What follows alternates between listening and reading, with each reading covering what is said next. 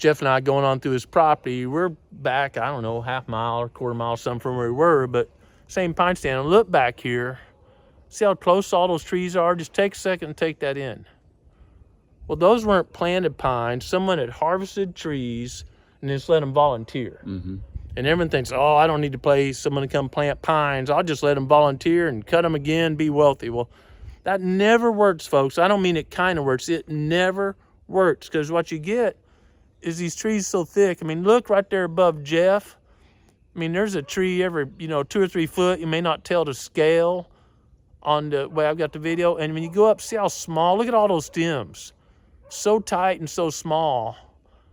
And some people say, well, that will grow out of it after a while. I'll get a good harvest. Well, no, these trees are going to die. They're all competing. They're weak and going to die. And it's tough to get a forester to come in here because it's not marketable wood. And Jeff and I have been talking off camera, so he knows this, but this is a tough situation. I'm already ringing some of the foresters I work with. Jeff knows this, trying to say, hey, here's what I got, and sending pictures.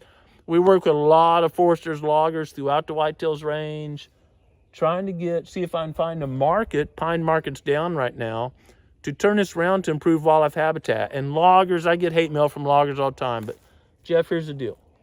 Loggers got to make money. Mm-hmm. They can't come in here and say, I'm going to help you grow some good deer, Jeff. Just, I'm going to do this one just for you, buddy. That ain't going to happen. They got to feed their family. They got to pay for their equipment. I understand that. And this is not good logging material right here. There's some good trees around, but not right here. And so we're going to have to find a creative way to blend this with better wood to get someone to be interested in this and turn this around again, try to get it down to about 60 basal feet per acre, get some sunlight to the ground, grow some grasses and forbs, make some habitat, because that ground level, nothing. You know the word I'm going to use, folks. Y'all know it. You know it. Say it with me. Biological desert. That's right. Biological desert. And here's the thing. In a lot of parts of the Whitetails range, it's not that we have too many deer. We have too much shade. We don't have good quality habitat. We don't necessarily have too many deer, as a lot of people say. Now, they're right in one way. This habitat cannot feed a lot of deer. There's no nesting habitat for a turkey. There's no area for a quail. And I encourage everyone to take, 45 minutes or 2 hours, what it is, go to YouTube and just search on Daniel Boone's biography. He was a brilliant man. He spells about like I do, not too good, but he's a brilliant man. And he talked about the beautiful land in Kentucky and the grasses everywhere. And he talked about hearing the turkey gobble from one side to the other. Read his works. Don't just, once you get into it, listen to that biography, which is easy. Then do a little bit of work and actually read his writings. Do some reading, folks. That's how we learn.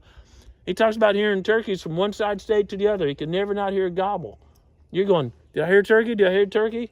Daniel's like, what's these things? Shut up, man. They're making me deaf out here. Well, Daniel wasn't seeing this. This is a byproduct of what we've done. And we can fix it, and we can have better habitat, and that's what I'm going to help Jeff do. And I've already asked him, because I see the potential. This property has so much potential. Hey, Jeff, man, get this turned around. Can I come back here in 2 or 3 years and show the results to encourage other landowners? Hey, take a little work. And real honestly, Jeff is not like, boy, if I don't cut these trees, my kids aren't going to college, or I can't feed my wife tonight. Money's not the primary driver to wildlife habitat. Am I saying that correctly? Correct. Hearing a few more turkeys gobble, maybe flushing a covey quail, seeing some deer, taking his grandson hunting is more important to him, loggers, than maximizing the pine value. So in this type of stand, we want to leave the best and harvest the rest. And I know that's contrary to what a lot of people were taught in forestry school, but we want to leave the best. We don't want to high grade. Right. That's not your purpose as a landowner. Right.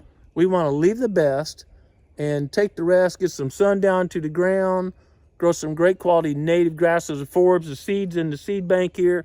No need of doing fire here. Jeff had done fire, had the state to come do some fire, but he burned off the pine needles. Guess what? Nothing's growing because it's a closed, campy forest.